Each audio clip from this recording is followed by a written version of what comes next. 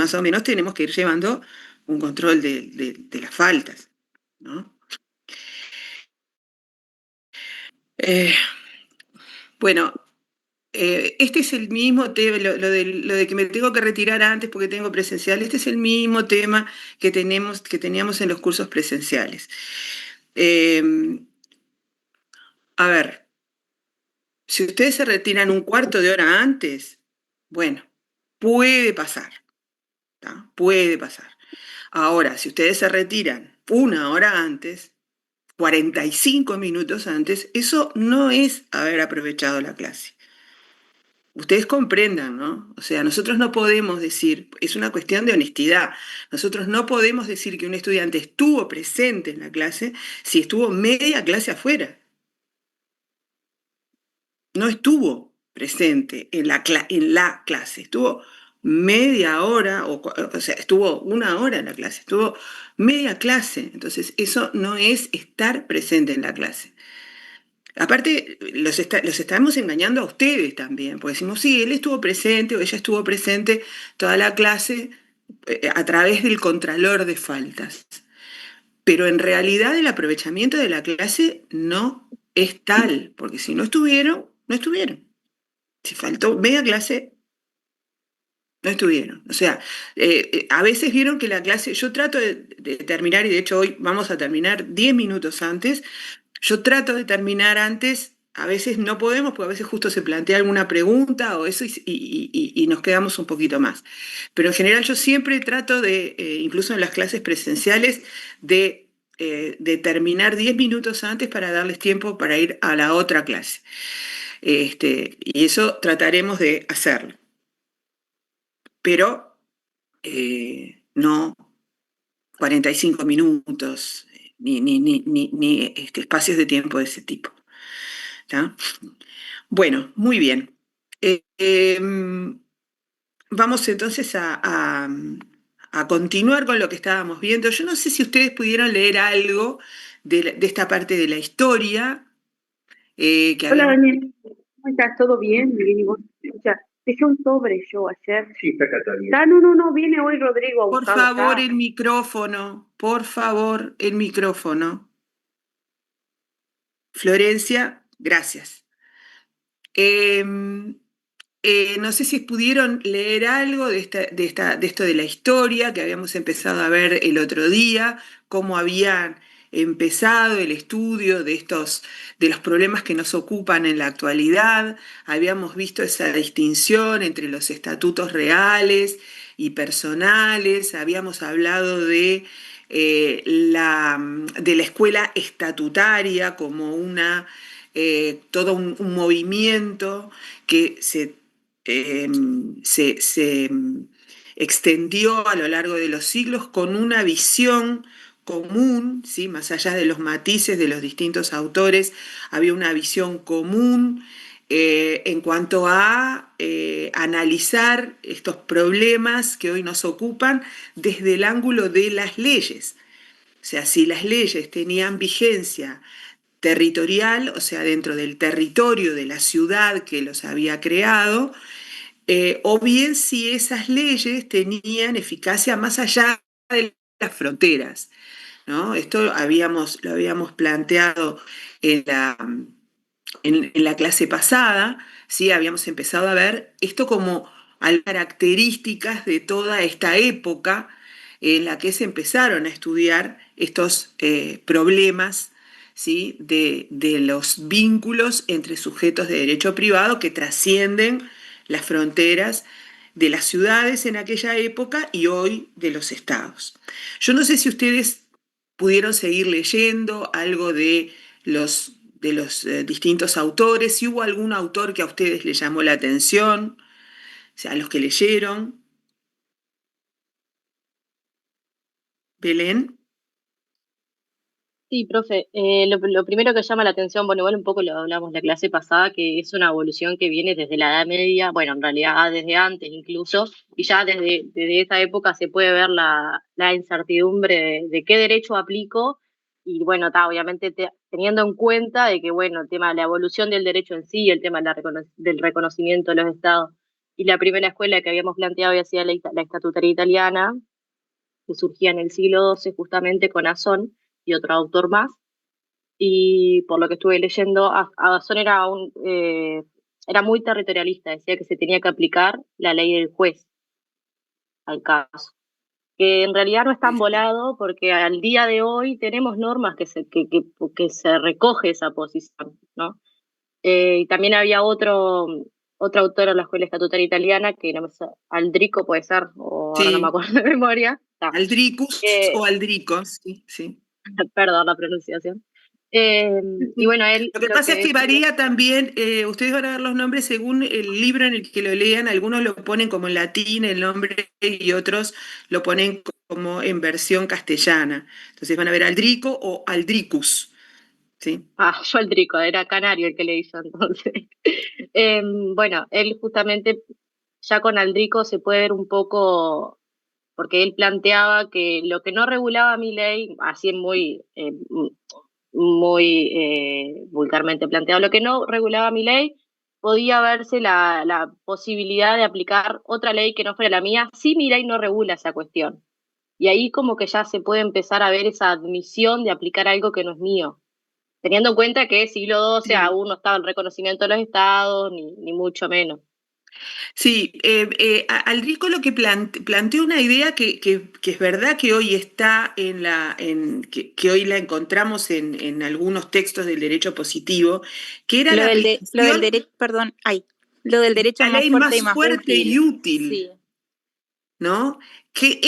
Esto, si ustedes se acuerdan de lo que el otro día, capaz que ustedes se acuerdan que cuando hablamos de las fuentes del derecho internacional privado, hablamos de una convención, la Convención Interamericana sobre Derecho Aplicable a los Contratos Internacionales, y ahí habíamos dicho que, ¿se acuerdan que lo habíamos utilizado como ejemplo para ver cómo la costumbre, cómo el tratado llevaba a reconocer a la costumbre como fuente de derecho?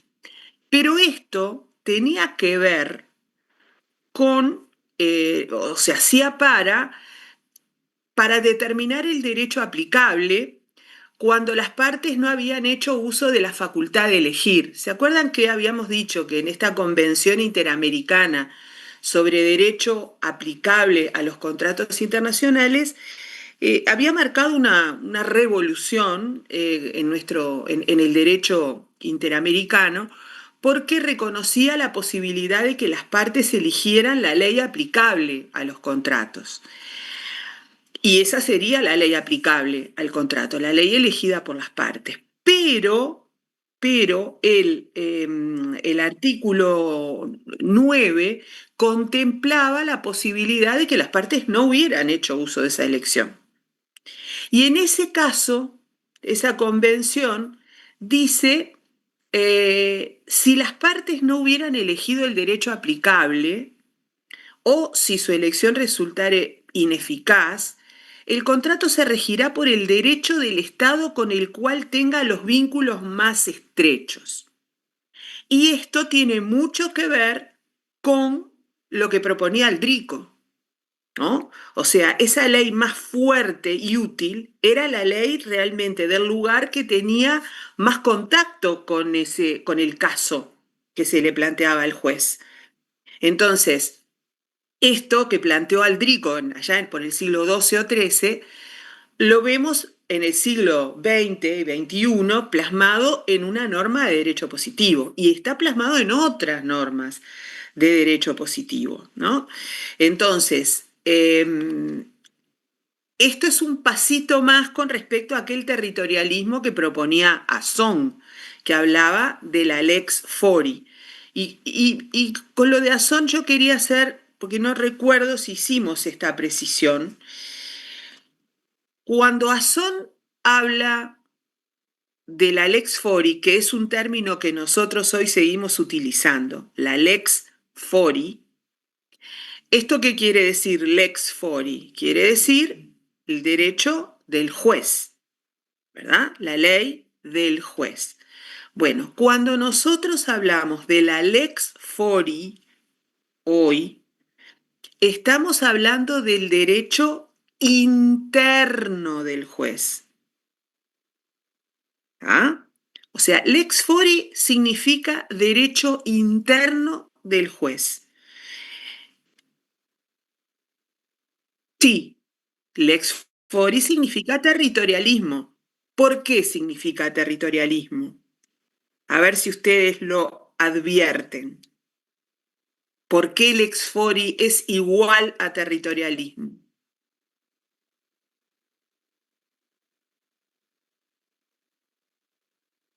Claro, al derecho interno del juez, no a las normas de derecho internacional privado del juez. Eso no es lex fori. Cuando yo digo lex fori, estoy hablando del derecho interno, de las normas del Código Civil, del Código Civil del país al que pertenece el juez. ¿Sí? El derecho interno. Vuelvo a reiterar esa distinción de la que ya hablamos. En el ordenamiento jurídico de un Estado podemos distinguir las normas internacionales de fuente internacional, que son aquellas normas aprobadas por el Poder Legislativo del Estado, pero que fueron elaboradas bajo la forma de acuerdos de voluntades entre Estados, ¿sí? Eso forma parte del ordenamiento jurídico de un Estado, pero el origen de esas normas, el nacimiento de esas normas, está dado por el acuerdo de voluntades entre Estados. Esa es una parte del ordenamiento jurídico. Otra parte del ordenamiento jurídico es la del derecho internacional privado de fuente nacional. O sea, aquel conjunto de normas que elabora el propio Estado unilateralmente, sin acuerdos de voluntades, pero normas pensadas para resolver las relaciones privadas internacionales, como la Ley 19.920, por ejemplo, o como el título 10 del Código General del Proceso.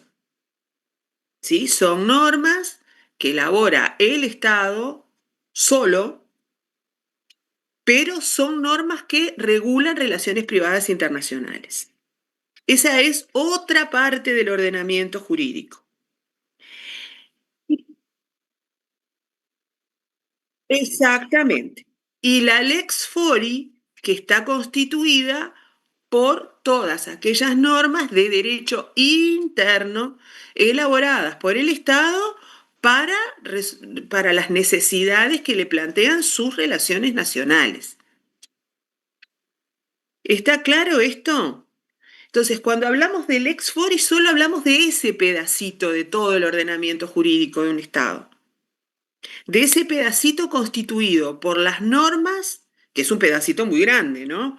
Pero ese pedacito del ordenamiento jurídico constituido por las normas que el Estado elaboró, se dio para regular las relaciones que son nacionales, internas. Entonces, estas normas van a ser normas materiales, ¿sí? Las normas que conocíamos hasta llegar a esta materia. Eso es la lex fori. ¿Estamos de acuerdo? ¿Está entendido esto? Porque esto es muy importante tenerlo presente. Es algo que es lógico que al principio cueste distinguir estas partes, ¿no?, del ordenamiento jurídico del Estado. Y a veces se confunde la lex fori con el DIP de fuente nacional. Pero mientras el derecho internacional privado de fuente nacional fue elaborado, pensado por el legislador para las relaciones privadas internacionales, la lex fori es todo el derecho que fue elaborado por el legislador pensando en las relaciones nacionales. Entonces, por eso estamos hablando de territorialismo cuando hablamos de la lex fori que proponía Azón, porque Azón lo que decía Era lo que hablamos cuando hablamos de la concepción territorialista. A las relaciones privadas internacionales yo le aplico mi derecho. ¿Qué parte del derecho, según la concepción de Azón? Mi derecho interno. O sea, territorializo, nacionalizo esas relaciones que tienen vínculos fuera de fronteras. Lo que proponía Son era que el juez, ante un caso de estas características, un caso que vinculaba a dos comerciantes de dos ciudades diferentes, le aplicaba su propia ley, sin pensar en la otra ley o en las otras leyes posibles, en las otras ciudades que podían estar involucradas en ese vínculo. Directamente iba y le aplicaba su propio derecho interno. ¿Sí? Por eso hablamos de territorialismo, porque yo trato a esa relación, a ese vínculo entre sujetos pertenecientes a distintas ciudades, igual que trato a un vínculo entre sujetos de la misma ciudad. ¿Está claro esto? ¿Alguien no entiende esto que estoy diciendo? Si alguien no entiende, lo dice, por favor, no se queden con esa duda. Porque estos son conceptos que, aunque parezcan un poco, no sé, básicos, justamente por ser básicos son importantes. Profe, ¿Sí? perdón, justo se me fue el internet. No, que yo quería como cerrar la idea que había dicho, que obviamente me faltó decir, cuando yo dije que Aldrico decía, o sea, se podía ver que se podía dar la posibilidad de aplicar otro derecho, cuando él dice que tengo que aplicar el derecho más fuerte y más útil. O sea, reconoce que puede ser que en un caso mi derecho no sea el más fuerte y más Claro. útil. Entonces, por ahí podría verse la posibilidad, ok, bueno, ¿cuál es el derecho entonces más fuerte y más útil? Pero es una puerta que se entreabre a la aplicación del derecho extranjero, ¿no? Claro, ya es un paso más por el cual no necesariamente el derecho aplicable es el derecho del juez. No necesariamente el caso se va a resolver por mi derecho propio, sino que estoy admitiendo que podría haber otro derecho que sea más fuerte y útil para resolver ese caso. Ya no sería preceptivo. No sería preceptiva la aplicación de la Lex Fori. La ley Fori. A diferencia de Azón, que sí, obviamente la tenía como preceptivamente. Claro. Ahí va. Exactamente. O sea, ya en Aldrico hay un paso más porque ya no está diciendo que el caso se resuelve por la Lex Fori, por la ley propia del juez, sino que admite, ¿no? Entiende que lo que hay que aplicarle al caso es la ley que tenga más vínculos con ese caso. Y esa solución me puede llevar a un derecho que no sea el mío. Porque puede ocurrir que ese derecho más fuerte y útil no sea el mío. O sea, no sea el del juez, quiero decir, ¿no? Podría decirse que Balduini estaría en esa línea también cuando habla de los elementos ordenatorios, que habla de la parte procesal, ahí sería de aplicación de la ley Fori, por ejemplo, bueno, en esa línea. Ahora vamos a ir a Balduini porque con Balduini se complejiza más la situación. ¿Ah? Con Balduini la cosa se hace un poquito más compleja todavía.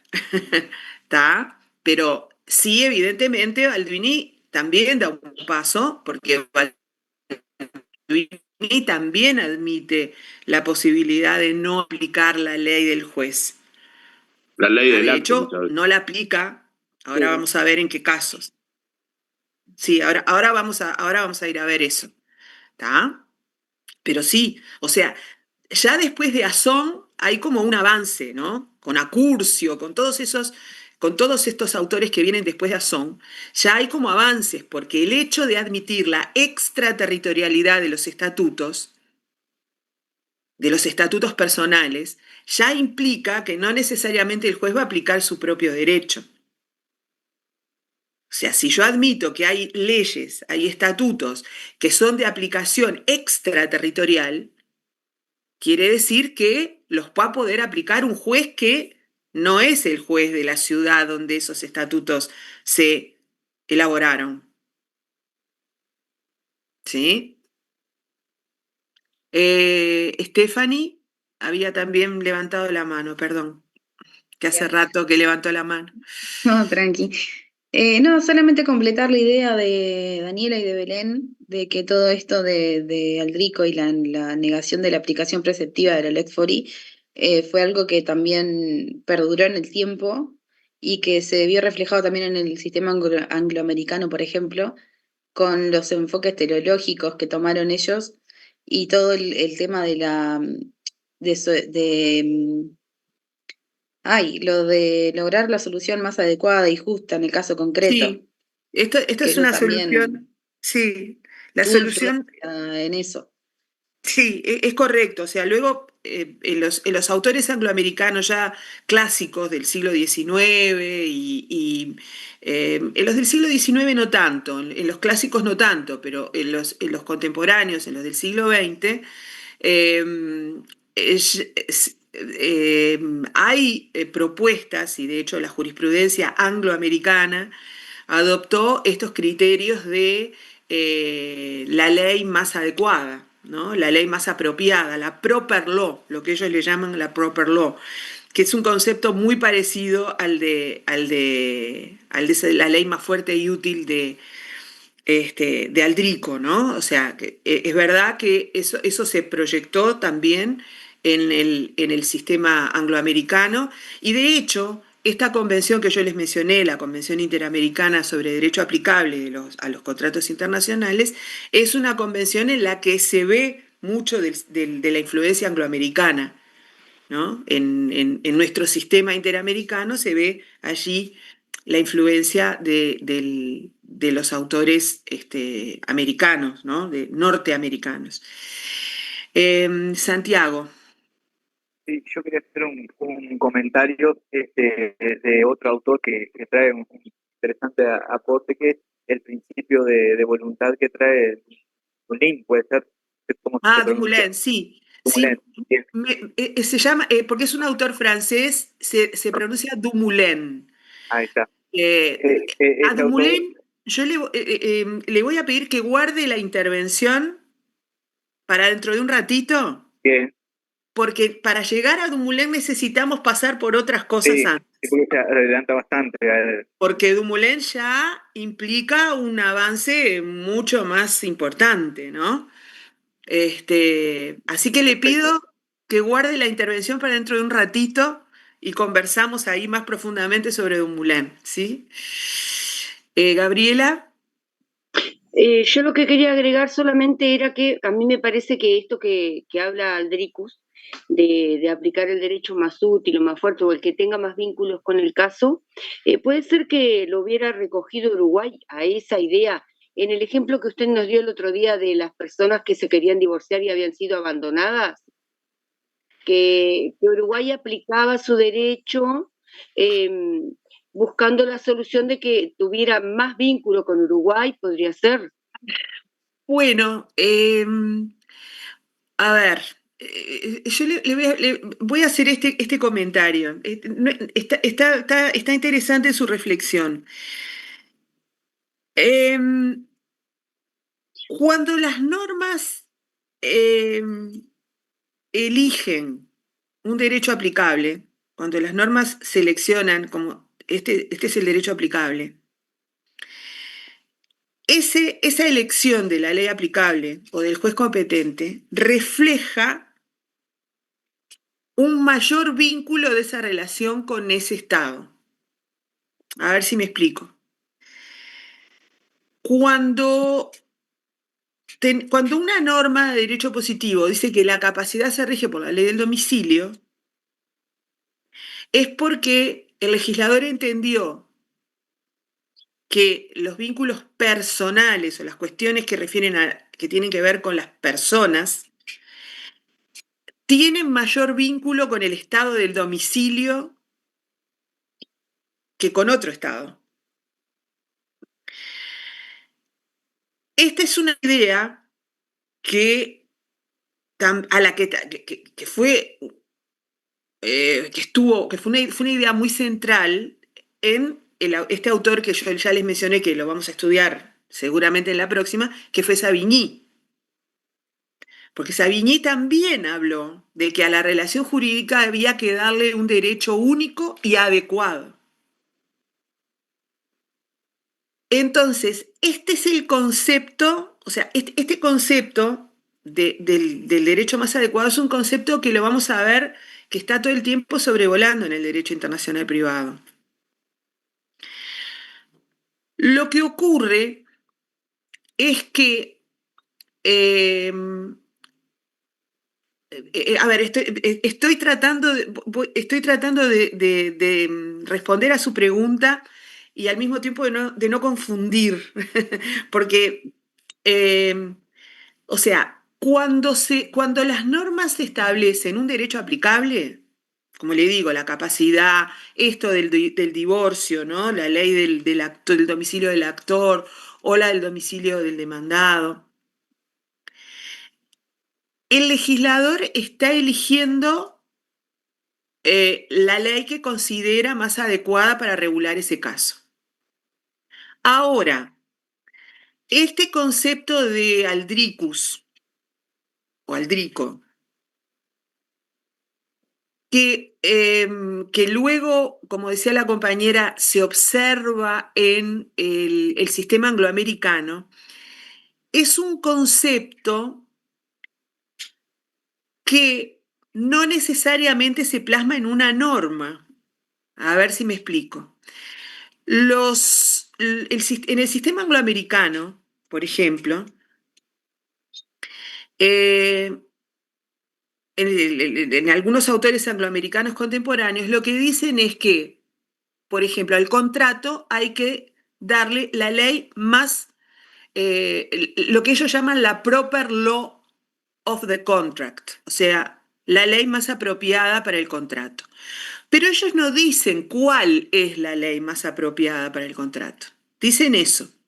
Como lo dice esta convención, ¿vio? La convención que yo recién mencioné de contratación. Dice, hay que aplicarle al contrato la ley del Estado con el cual tenga los vínculos más estrechos. Pero no nos dice concretamente, como en el caso de que la capacidad se rige por la ley del domicilio o el divorcio se rige por la ley del domicilio del actor, no nos da certezas. Nos deja abierta la puerta a que seamos nosotros los que determinemos cuál es la ley más adecuada. Entonces, ese es el concepto de aldrico, ¿no? Yo no le digo por adelantado cuál es la ley más adecuada para resolver esta relación. Estoy diciendo que al caso no le voy a aplicar necesariamente la ley del juez, sino la ley que sea más adecuada a ese caso, a cada caso concreto. Y habrá que ver en cada caso concreto cuál es la ley más adecuada, cuál es la ley más fuerte y útil para cada caso.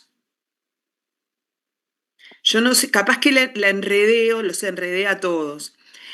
Las normas que nosotros tenemos, en general, nos dicen por adelantado cuál es la ley más adecuada. O sea, me dicen que para el divorcio la ley más adecuada es la del domicilio conyugal. Y si no hay domicilio conyugal, es la ley del domicilio del actor o la del domicilio del demandado a elección del actor. Me dicen que para la capacidad la ley más adecuada es siempre la ley del domicilio de la persona. Esas soluciones tienen como trasfondo que esas leyes son las más adecuadas, son las que están en mejores condiciones de resolver esos problemas.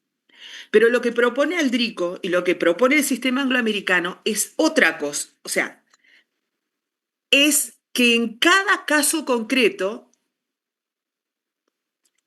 el que tiene que decidir, el juez, el aplicador del derecho, determine él, analizando cuáles son las circunstancias del caso, cuál es la ley más adecuada. No hay una ley predeterminada que sea la más adecuada. Claro, no, yo eso lo entendí, profesora, no, tal vez no ubiqué bien el ejemplo. Yo me refería, ¿se acuerda que tratamos un tema que eh, el divorcio se iba a llevar a cabo por el domicilio conyugal y en su defecto por el del marido o del Sí, esposo? sí, sí, sí, sí, lo Entonces, tengo claro. que fueran abandonadas, decían, ¿cómo solucionábamos? La persona no se puede divorciar. Sí, Entonces, se había encontrado sí, en primera instancia de poder decir Uruguay, bueno, no, voy a poder aplicar la ley uruguaya siempre y cuando exista vínculo suficiente con el sí. Uruguay. Era una Bueno, sí, solución. tiene razón, sí, porque por ejemplo, cuando los jueces uruguayos, como mencionamos, dijeron, bueno, nosotros, si la mujer vive en el Uruguay, vamos a asumir jurisdicción y vamos a aplicar el derecho uruguayo que prevé la posibilidad de disolver el vínculo, porque la mujer, porque hay una de las partes que vive acá, en realidad sí, de esa manera estaban yendo por el lado de encontrar el mayor vínculo con ese caso, o de buscar el vínculo con ese caso que tenía el Uruguay, por lo menos. Sí, sí, por ese lado sí lo podemos llevar. Cuando no hay una posibilidad de resolver, sí, sí.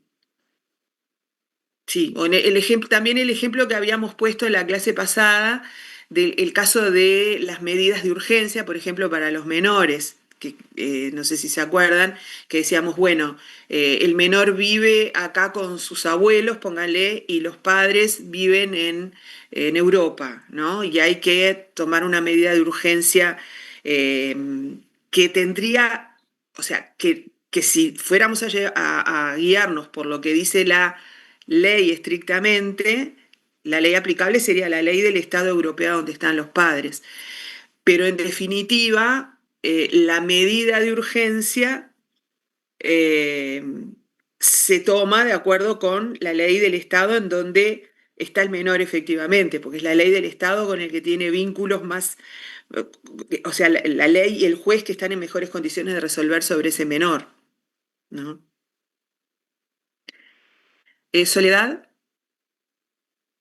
Profe, sí, yo iba a decir que también el artículo 6 de la Convención, para no decirlo mal, Interamericana sobre obligaciones alimentarias, que en ese caso, como usted hablaba, lo que hace es como dar a elegir de alguna manera cuál es el derecho más favorable en este caso para el acreedor de alimentos, que sería el menor. Sí, sí, ese es un concepto este, que la convención tomó de los angloamericanos, ¿no?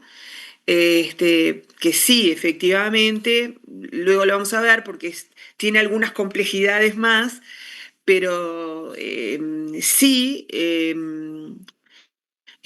tal vez ahí o sea, sí, es un buen ejemplo de ley más fuerte y útil, porque es la ley que sirve más o que protege más a la parte más débil en ese vínculo. Sí, podríamos verlo como un ejemplo. Sí. Perdón, porque lo había visto acá Sí. escrito, pero no había hecho referencia a ese artículo. Bueno, bien. Entonces, salteándonos un montón de autores, vamos a ir a Balduino o Balduini, que ustedes ya mencionaron más de una vez. Balduini ya es como una etapa como posterior, es un posglossador, ¿no? O sea, ya es una etapa como un poquito más avanzada de los estatutarios, pero es un estatutario italiano también. Y Balduini lo que hace es ustedes vieron que Azón hablaba de la lex fori, o sea, que hablaba del juez, ¿no? La ley del juez. Eh, y, o sea, como que estos autores se plantearon qué pasaba cuando un caso llegaba cuando había una contienda y un juez tenía que resolver, ¿no? Entonces, también Balduini se plantea el caso de un asunto, de un caso que llega a un juicio, a un proceso, donde hay un proceso donde se debe dirimir, resolver un caso que no se limita a las fronteras de la ciudad, ¿sí? del juez. Entonces, Balduini, que avanza todavía un poco más, lo que hace es distinguir aquellos aspectos del proceso que son estrictamente formales, todo lo que hace al orden del proceso, a las formalidades del proceso, de aquellos aspectos que hacen al fondo de la cuestión. O sea, aquello que el juez tiene que resolver, ¿no? Sí, Daniela. Sí, no, aportar ahí nada más que usted hablaba de los dos elementos, destaca los elementos ordenatorios, que serían aquellos procesales, de los elementos decisorios o de fondo, que le determina, ¿verdad? Donde va a estar la cuestión, la resolución de la cuestión. Claro. Soledad, Balduini en realidad no habló tanto de la autonomía de la voluntad. Hubo otro autor italiano que, si no me falla la memoria, creo que era Guillermo de Cum, que hablaba sobre, o sea, que se planteaba, o sea, que como que sembró un poco las bases de la autonomía de lo que luego va a ser la autonomía de la voluntad. Sí, ¿no? pero eso yo lo puse hoy cuando estábamos hablando esto de Aldrico, no, en realidad cuando empezamos a hablar del tema de que yo le había puesto del tema de alimentos, pero no, fue antes. Perdón, disculpe, no los voy a entreverar. Rubens. Sí, buen día. No, por referencia al tema de Balduini, él distinguía, a ver si estamos por ese lado, las cuestiones procesales que estaban vinculadas a la regulación por la ley Fori o la ley del juez, de las sustanciales o las de fondo, que no necesariamente están aplicándose la ley del foro, puede ser otra, ¿verdad?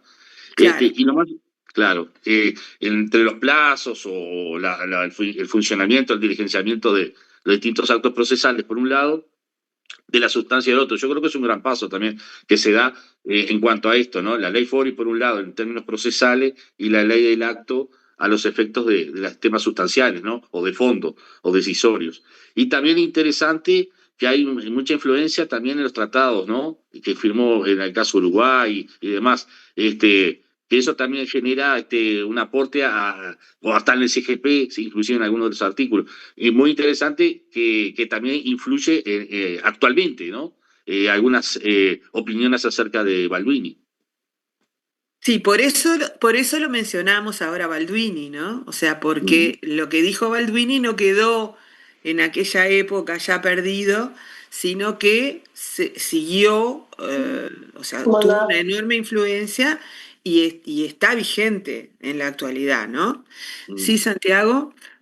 Sí, como dice el compañero, esto tiene influencia directa en nuestro derecho positivo porque el 525.1 recoge justamente este elemento ordenatorio que dice el autor, ¿no?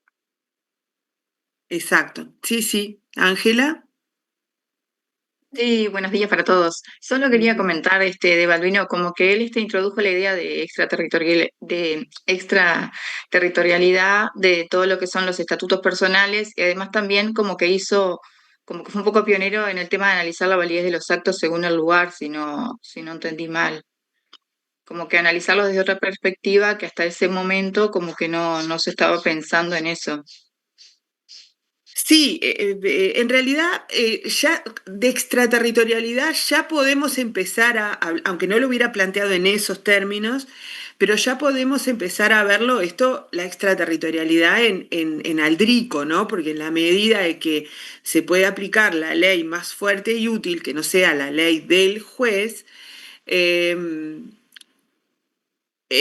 ya esto eventualmente quiere decir que puedo estar aplicando la ley de otra ciudad y eso implica extraterritorialidad, ¿no? Lo que pasa es que en Balduini observamos como una primera sistematización, una primera distinción entre aspectos, o sea, en que cuando el juez recibe o cuando el juez tiene que resolver sobre una determinada cuestión, no es todo lo mismo, ¿no? Lo que toma el juez. O sea, no todo lo que el juez tiene que resolver o tiene que aplicar es lo mismo. Entonces, por eso la propuesta de Balduini es decir, bueno, cuando el juez tiene que resolver un caso que trasciende fronteras, ojo que no es que todo, no es que todo el caso esté afectado por esta, o que todo lo que el juez tiene que abordar esté afectado por este problema de que, el caso que debe resolver trasciende fronteras.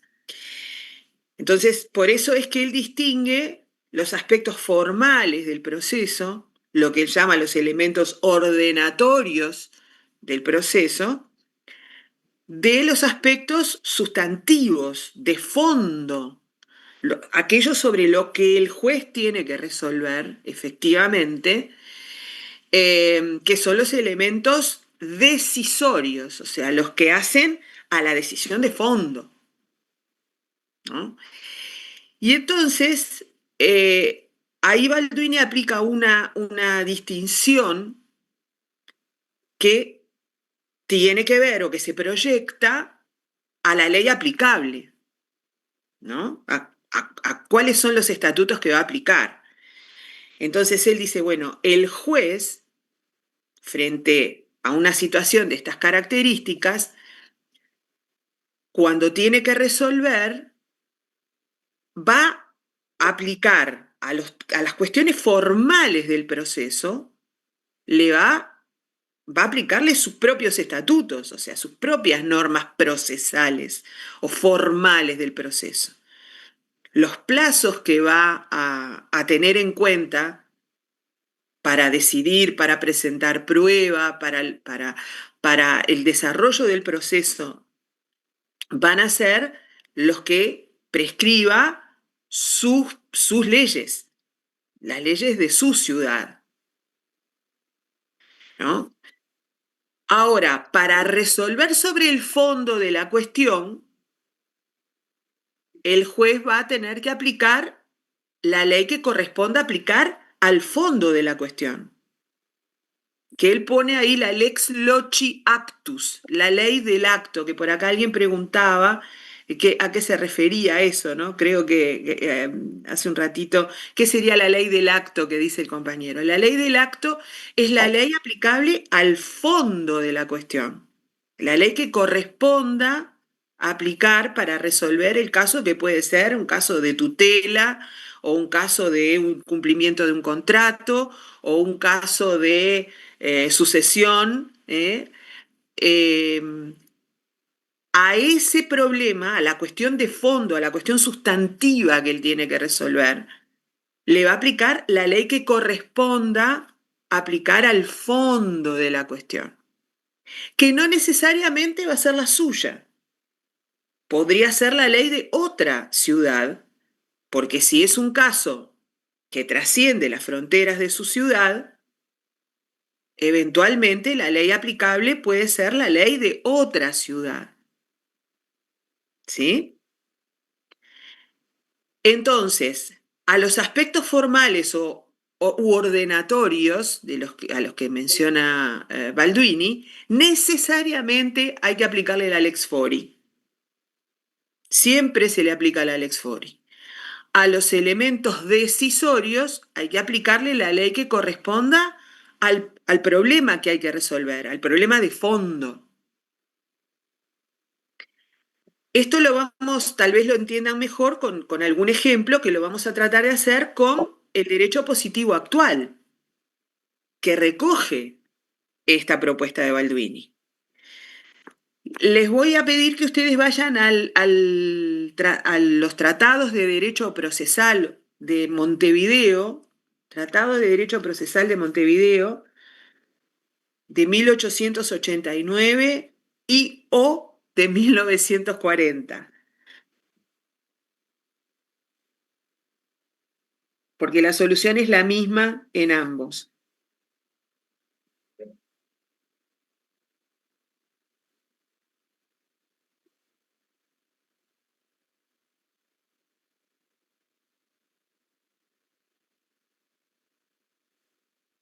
Si ustedes tienen el libro de Lorenzo, están al final, los tratados de derecho procesal de Montevideo.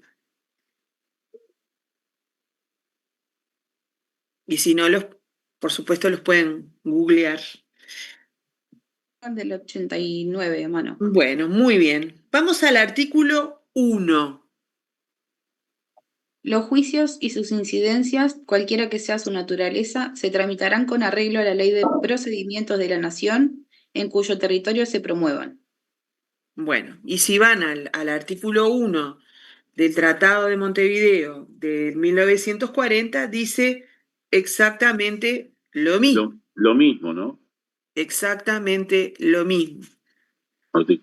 Y les voy a pedir que miren el Código General del Proceso, ¿sí? El artículo 525.1 del Código General del Proceso.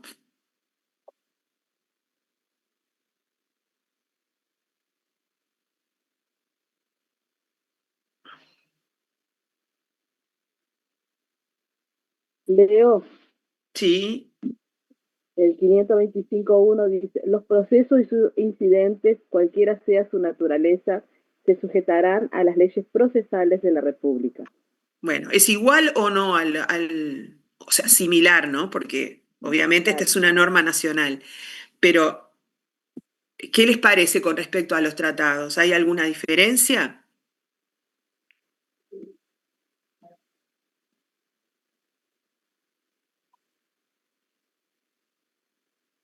No, estaría hablando del aspecto de los elementos así O sea, ordenatorios, dice ¿verdad? lo mismo, los procesos y sus incidentes, ¿no?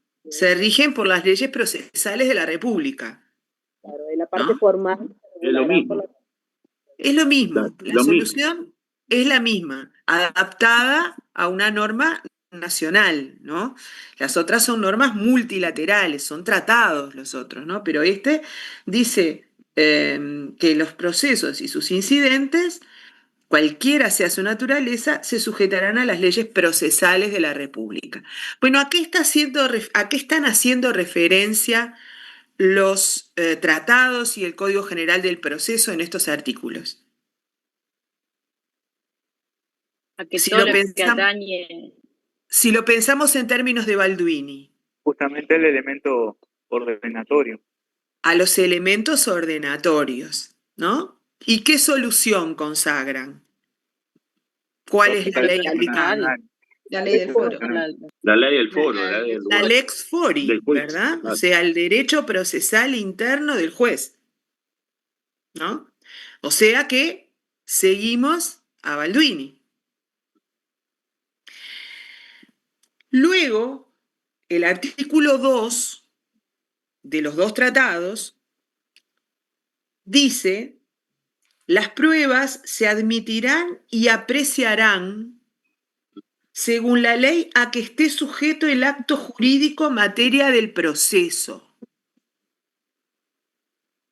Ahora vamos a explicar un poco eso. Si ustedes miran el artículo 2 del Tratado del 40, dice lo mismo. Y si van al 525.2,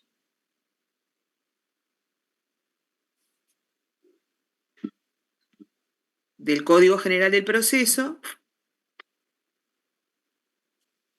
también dice: las pruebas se admitirán y valorarán según la ley a que esté sujeta la relación jurídica objeto del proceso. ¿Esto qué quiere decir? Hay aspectos de la prueba, ¿no?, que evidentemente tienen que ver con lo estrictamente procesal, ¿no? El plazo para presentar la prueba, ¿sí? Es un problema de carácter procesal. Y por lo tanto, el plazo para presentar la prueba se va a regir por la ley del juez. interna, el derecho procesal del juez. Pero hay aspectos de la prueba, como estos que regula el artículo 2, que son la admisibilidad de la prueba y la apreciación de la prueba, la valoración de la prueba, que son cuestiones, o sea, qué tipo de pruebas se admiten y cómo se evalúan esas pruebas. Estos son aspectos que el legislador entiende que están íntimamente asociados con el fondo de la cuestión, que no son aspectos formales del proceso, meramente formales del proceso, porque inciden en la solución sobre el fondo de la cuestión. Y vean ustedes cuál es la ley que le aplica el tratado a este aspecto de la prueba. ¿Cuál es la ley que le aplica? Asociados al acto. La del acto. La ley a que está sujeto el acto jurídico materia del juicio, ¿no? O sea, la ley aplicable al fondo de la cuestión. Por lo tanto, los tratados de Montevideo de Derecho Procesal y el Código General del Proceso uruguayo, ¿siguen o no siguen a Balduini? Sí. Sí. Siguen a Balduini. ¿Esto qué quiere decir? Cuando, supónganse ustedes,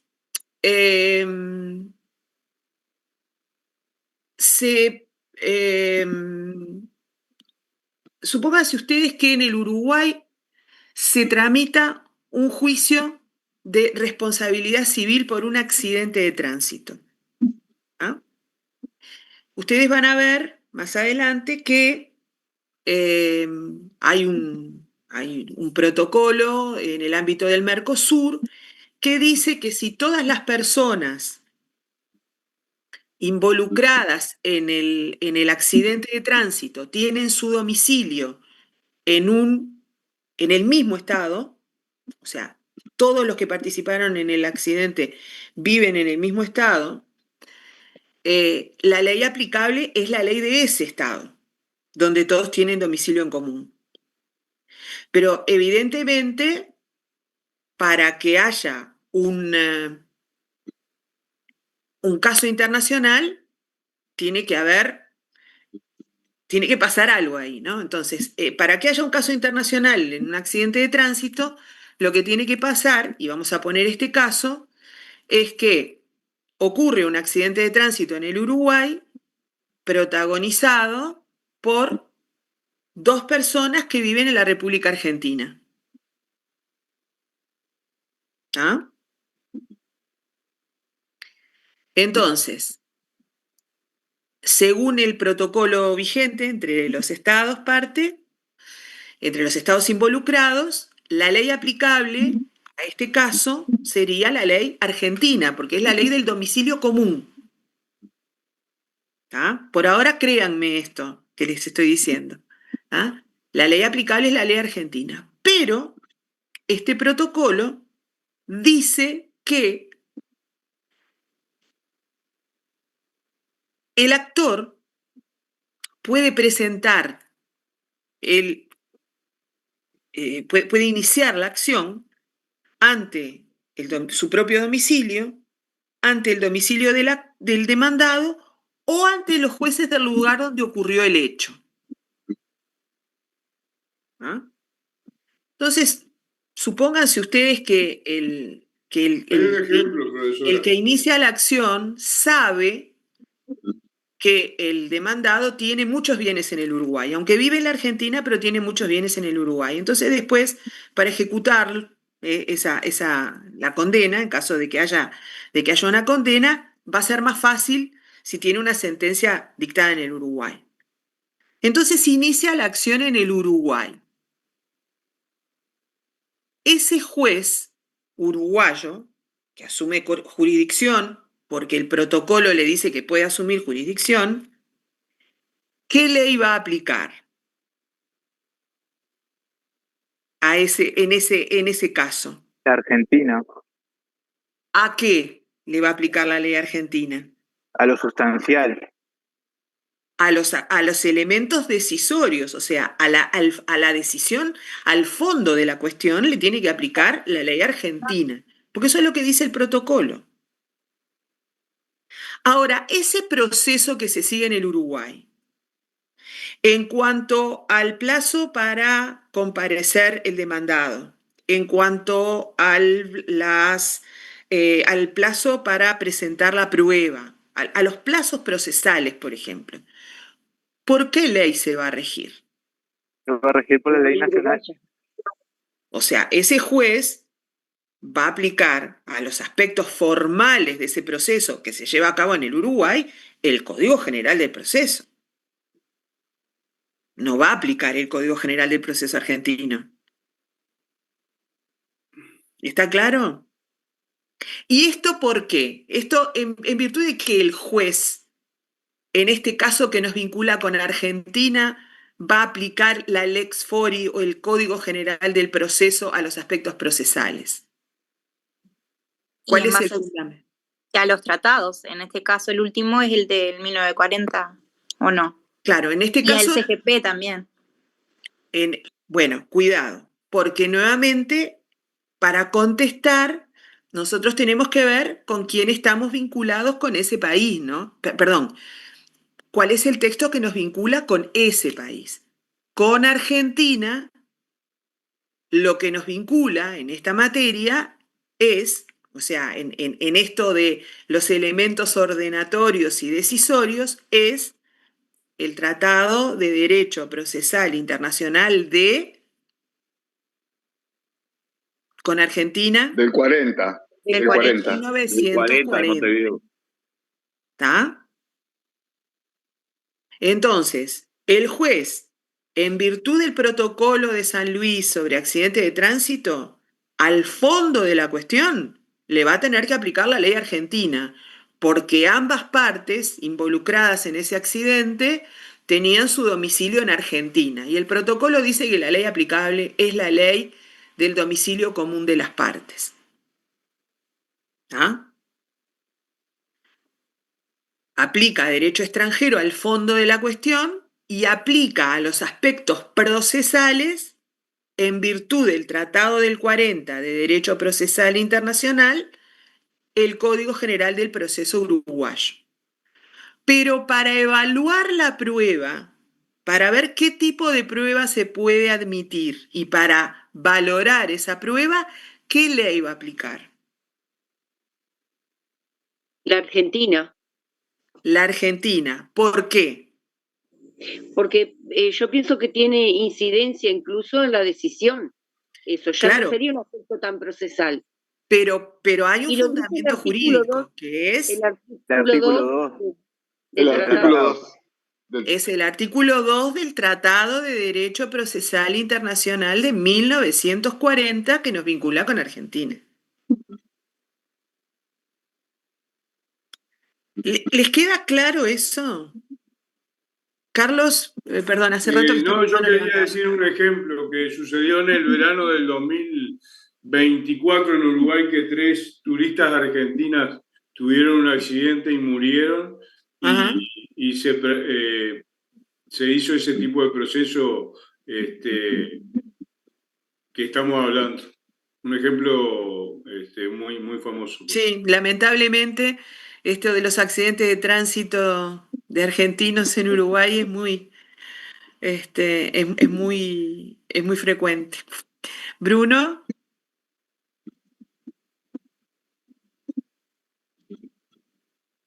Sí.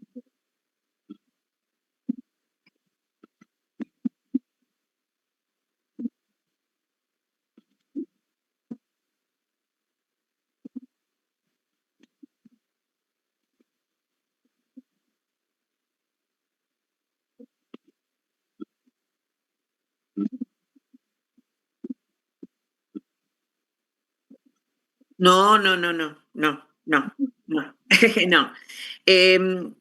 A ver, para los aspectos civiles me tengo que preguntar, ¿no? Para un caso como este, un accidente de tránsito que involucra a personas, todas ellas domiciliadas en la Argentina, siendo que el accidente ocurrió en el Uruguay.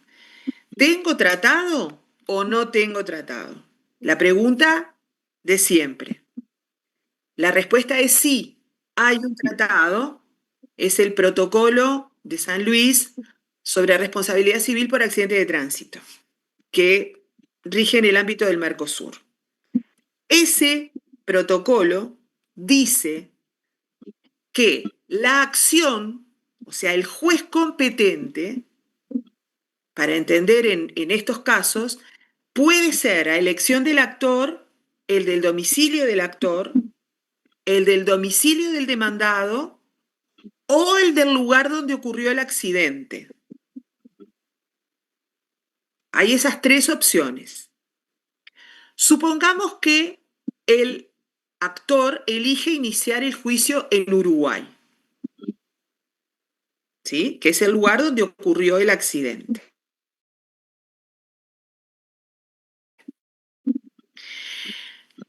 ¿Qué ley va a aplicar ese juez?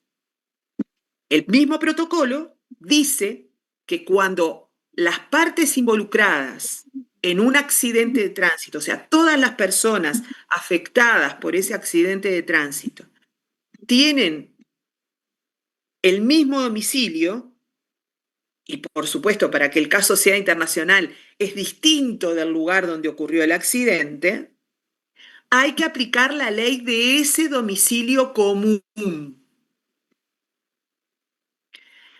Entonces, la ley aplicable a la responsabilidad civil por el accidente de tránsito es la ley, en este ejemplo, la ley argentina, porque es la ley del domicilio común de todos los afectados por el accidente.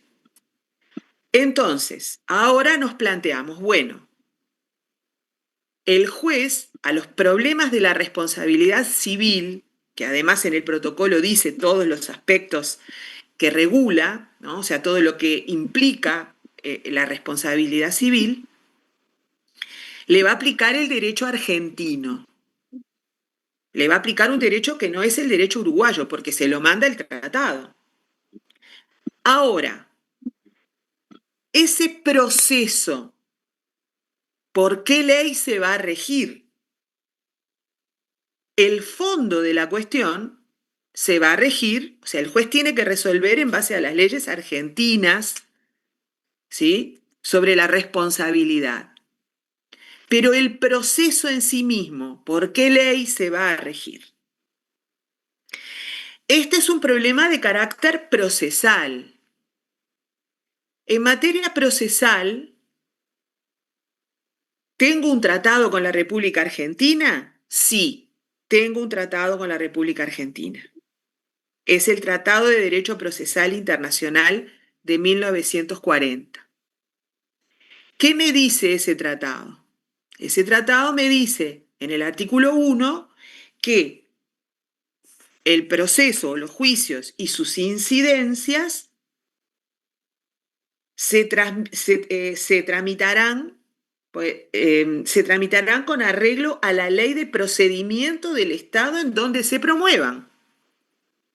Por lo tanto, todos los aspectos estrictamente formales de este proceso, más allá de que al fondo de la cuestión le aplique la ley argentina, los aspectos estrictamente formales de ese proceso se van a regular por la ley uruguaya, por el Código General del Proceso uruguayo. Todo lo que tiene que ver con los aspectos estrictamente procesales y formales.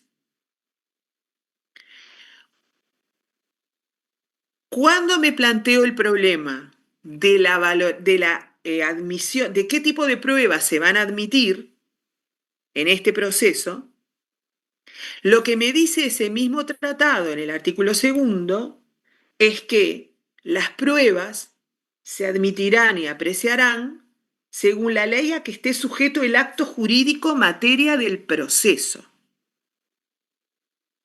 Y en este caso, ¿cuál es la ley a la que está sujeta la ley a la que está sujeta la materia objeto del proceso? La ley argentina. La ley argentina, que es la ley que regula a la responsabilidad.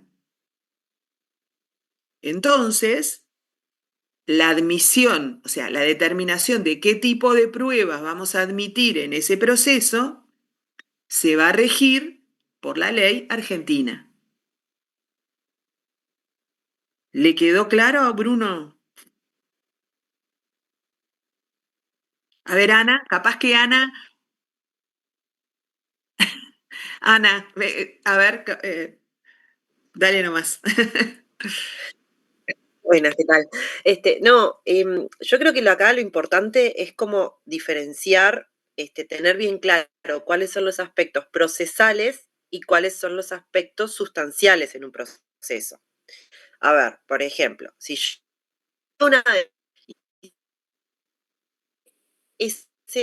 este proceso judicial, ¿tá?, se está tramitando en Argentina.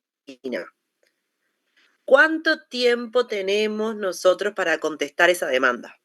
Por ejemplo, si fuera una demanda de un proceso, que acá sería un proceso ordinario, ¿cuánto tiempo tenemos para contestar esa demanda cuando el proceso se tramita en Argentina? Tenemos que ver el derecho procesal argentino. Ahí va, ahí tenemos que ver el CGP argentino, en lo que sería el homólogo, no sé cómo se llama, las normas procesales argentinas, para ver si tenemos 30 días, 10 días o qué plazo tenemos y cómo se cuenta ese plazo. Esa es una cuestión procesal y eso nos va a decir la ley del lugar donde se está tramitando el juicio, ¿ah? Porque es una cuestión estrictamente procesal. Distinto es que, por ejemplo, nos preguntemos, vamos a suponer un accidente de tránsito y digamos, ¿esto está prescripto o no está prescripto? ¿Yo puedo poner acá la excepción de prescripción o no? Esa pregunta, ¿quién nos va a resolver sobre el plazo de prescripción en un proceso? ¿Esa es una cuestión de fondo o procesal? Procesal. La prescripción es de fondo. En nuestro derecho, la prescripción, digo, para poder distinguir qué es lo procesal y qué no, ¿está en el CGP? No. Las prescripciones en las acciones civiles, ¿dónde Código están? Civil. Código Civil. Ven que ni siquiera está en el CGP, porque no son cuestiones procesales. O sea, es una cuestión de plazo, ¿da?, del plazo para interponer la prescripción, pero es una cuestión de fondo del asunto, no es una cuestión procesal. Procesal, podríamos, en términos sencillos, me escucho un procesalista, me mata, pero digo, para nosotros entenderlo, bueno, lo que está en el CGP, todo lo que está regulado en el CGP uruguayo es una cuestión procesal, sin duda, porque regula las cuestiones estrictamente procesales. Ahora, puede haber cuestiones de plazo, por ejemplo, la prescripción, que son cuestiones de fondo. Entonces, nosotros en cada proceso, en cada caso, tenemos que ver si la cuestión a resolver es una cuestión del proceso o es una cuestión de fondo.